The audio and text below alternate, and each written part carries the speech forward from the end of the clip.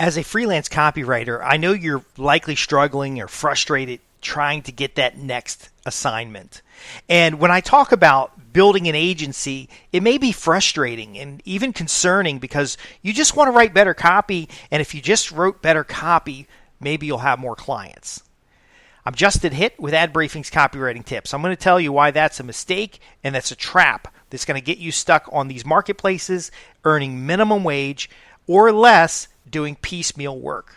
If you're a freelance copywriter who wants consistent income, who wants a regular flow of new assignments, and wants the skills in order to create and keep profitable customers, then pay close attention.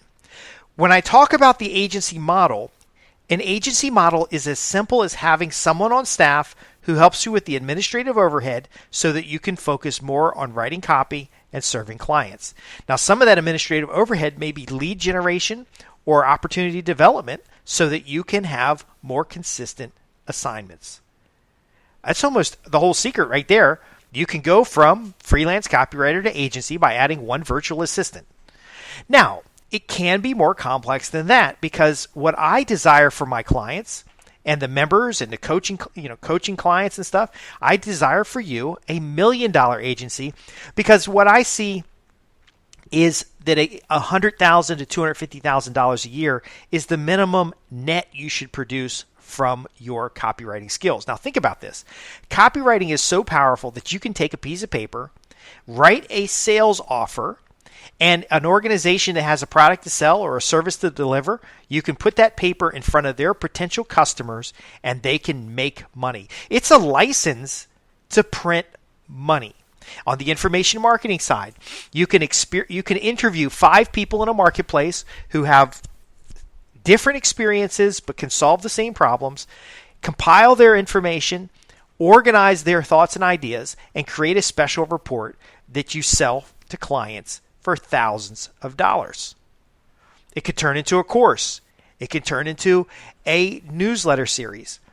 But you didn't have to have those experiences. You could synthetically collect those experiences as a reporter and present it to a hungry audience who wants those experiences but don't have access to the people that you have access to. And then ultimately, through your skills of writing, gain those synthetic experiences that they can ultimately now implement and create results. Now, what's interesting about this is the 5 people you interviewed, you can position them as experts. You can create their credibility in the marketplace. You can even use their money to promote the product. Because, of course, the more people who buy the product and hear their stories and experiences, the more people who can potentially hire them. Your ability to write is powerful. Now, I know there's AI and then there's a bunch of folks that will write articles from research, but we're not talking about that. We're talking about persuasion. We're talking about your ability to transform ideas into products and those products into sales and your ability to research a marketplace and identify the 3 or 4 hungry areas of problem and pressure that they want to solve.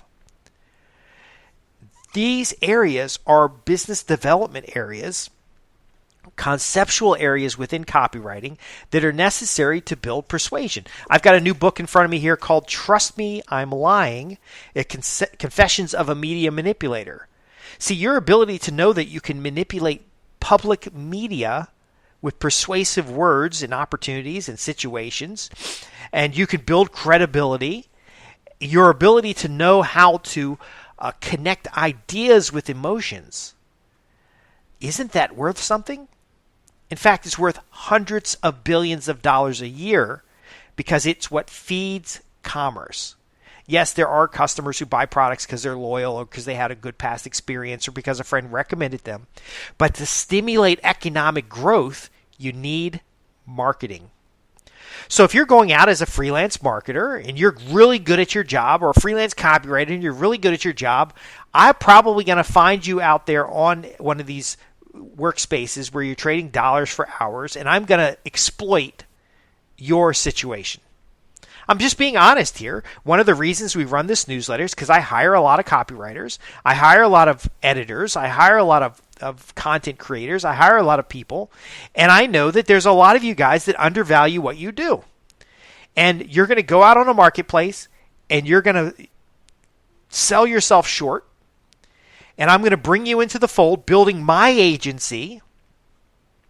And of course, I'm going to pay you better because I like to keep you. Because as soon as you figure out, you listen to a few podcasts and you figure out how valuable it is to be able to write copy that sells, it's going to be hard to keep you if we're not treating you well.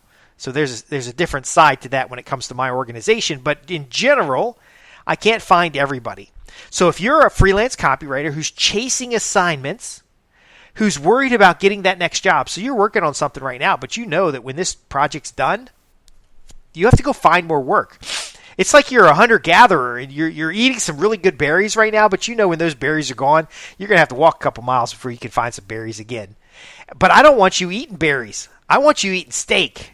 And the way that we do that is understanding your value and then building the agency that's necessary to have consistent income, to have a consistent flow of assignments, to connect with the right people in the marketplace to feed you more work, and then not only have that work, but understanding how we work an editorial process, understanding how we develop deliverables for clients, understanding how we find clients new customers. Because again, nothing happens till something gets sold, as Robert Ringer talked about in his book. The world is full of manipulation and influence, as they talk about in the book Propaganda.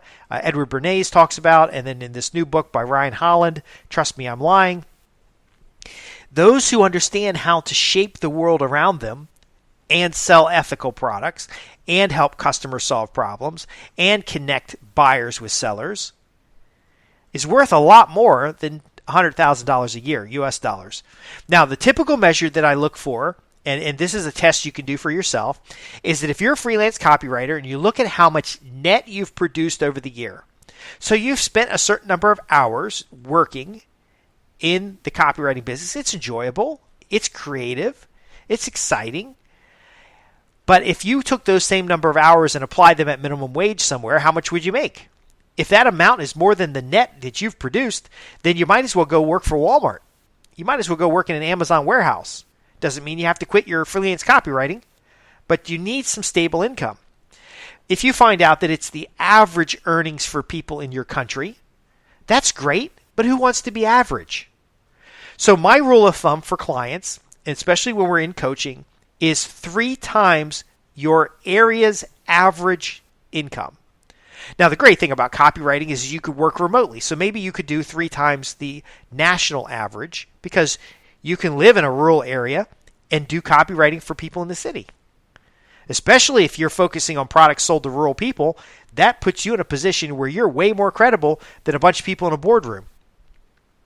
But my point being is that if your net from freelance copywriting is not 3 times the average income for people in your area or your country, then something's wrong. Now, in the United States, it's $65,000 a year. That's the average earnings of a family in the United States. Now, I believe personally that families shouldn't have to be 2 incomes because if you have children, you want to be there for your family. If you have, a spouse, you want to be there with your spouse. If both of you have to work all day for 8, 10, 12 hours a day, that's not an ideal situation. Now, copywriting gives you the freedom to be working a full-time job or a part-time job to get that base income and then on the side be doing the freelance work. But not until you realize the value of agency do you have the leverage necessary to create passive income, to create residual value, to do larger assignments. And so it's okay to start out on Odesk or Upwork or Elance or whatever the current marketplace is. And you'll notice there's a lot of marketplaces out there because, again, what they're doing is they're leveraging your experience and lack of understanding of value in order to profit sometimes 40% of your assignments. And so you're working for them, not working for yourself. If you want to gain agency, it's simply adding systems. So you don't need to necessarily add people, but maybe systems that you implement each day. It could be I used to have my wife and I would sit down and she would stuff letters for me. And I would sit there with her, we'd watch TV and stuff letters that I'm sending out to prospects as part of my funnel that was building up technical writing and copywriting assignments. See, I do technical writing too because I have subject matter expertise in risk management and business development. So there may be opportunities other than just copywriting, but ultimately the copywriting has such leverage, power, and potential that why would you want to sell yourself like a prostitute on the street to some type of pimp through a marketplace when you could add just a little bit of process in order to get in front of direct buyers. Now, we have a special report that's as valid today as it was when it was originally written that talks about different marketplaces for freelance copywriters. That is a system that you put in place. Now, look, you get a system to get new assignments, and now you add a virtual assistant who is going to go do that system on your behalf to fill up your pipeline, and now you have an agency. It's that easy. Now, here's another bonus tip. This is kind of an advanced tip, but in the same way that a marketplace is exploiting the different copywriters, and I'm against the exploitation, but the concept is valuable, is that you could have subcontractors or partners go after larger assignments, and then you lead as the primary on the contract so that you can get larger assignments, and maybe you've hired an editor. Maybe you've hired a researcher who then helps you more efficiently do the assignments that you have. Now you're able to take on more assignments and have more assignments consistently. Now, some of you folks are high-income professionals, business owners, or entrepreneurs who want to use copywriting to advance their own business. And so understanding what is copy and how does it work, the difference between brand advertising and direct response advertising can help you hire copywriters. And by the way, just as I hire copywriters from this newsletter, if you'd like to hire a copywriter, I'd be happy to put your ad in front of my subscribers, because if you've got a legitimate opportunity, I can help my subscribers get more jobs so they can move from being chasing of assignments to having assignments just come to them and having assignments as part of the natural progress of building their agency. And ultimately, the agency itself, I become part of their deal flow. All of this is a conceptual understanding that they're not going to teach you in the latest copywriting book. Yes, knowing how to write better headlines is important. I've got a headlines formula book that'll help you do that in a matter of minutes. Knowing how to find assignments. We already mentioned the marketplace program. Knowing how to persuade. I've mentioned a couple great books that you can get started with. But the key is implementation.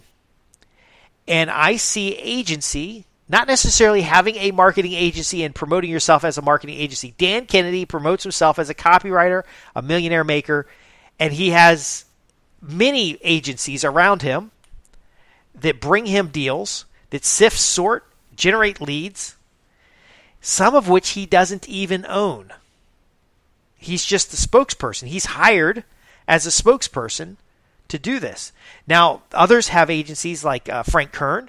Frank Kern's agency is not huge, but he partners with people using joint ventures in order to do larger deals, and these deals always feed him new marketing clients. Do you see how this works? A lot of these gurus that you're following are doing things that they're not telling you about. What I hope to do with Ad Briefing's copywriting tips is to develop for you the business of copywriting while improving your skills as a copywriter, because the number one thing is using, and kind of I'm giving it away, but my I think it's almost 500 pages now, How to Get Your First Assignment, is really about you being your own client and testing your systems for client work, testing your editorial process, and then ultimately delivering for yourself either a prospect newsletter or a letter series or something that's going to get you regular clients. Can you see how chasing assignments is not serving you? Can you see how hanging up your shingle in a marketplace is not serving you? Can you see about hiring a pimp or an agency to sell for you rather than being your own agent and developing your own agency? I know it's a little play on words here, but understand, again, a freelance copywriter who has a system for getting new clients and then hires somebody to implement that system for them is now an agency.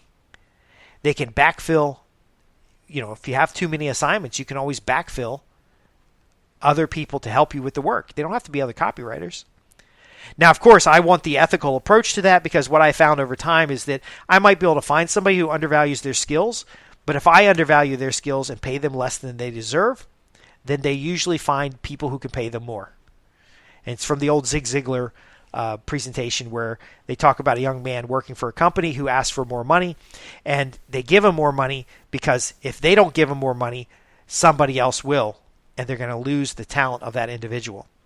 Now, again, very often the copywriter themselves feel like they should earn more than I can afford to pay them, or more than the project or assignment allows.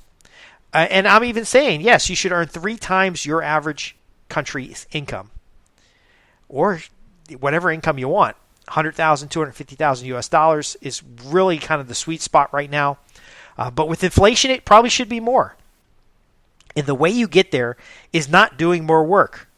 It's doing larger contracts, having more consistent flow of assignments, having a well-organized back office, and then ultimately knowing your numbers. I'm Justin Hitt with Ad Briefing's Copywriting Tips. I hope I haven't really disappointed a lot of you folks.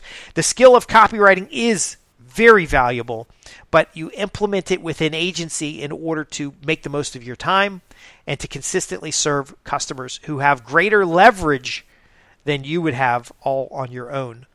I want to thank you for listening. If you have questions about what I've covered, I'm Justin Hitt with Ad Briefing's Copywriting Tips.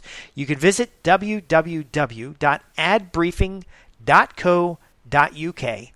Go to the contact page, ask your questions. I love to hear your questions. I also love to hear your success stories because a lot of folks appreciate talking about the business of copywriting rather than just how to improve your skills. And then finally, ask your questions. We have free resources available to answer many questions, but I'd love to hear from you. Thanks for listening. I'm Justin Hitt with Ad Briefing Copywriting Tips, where we help you transform words into opportunity and sales.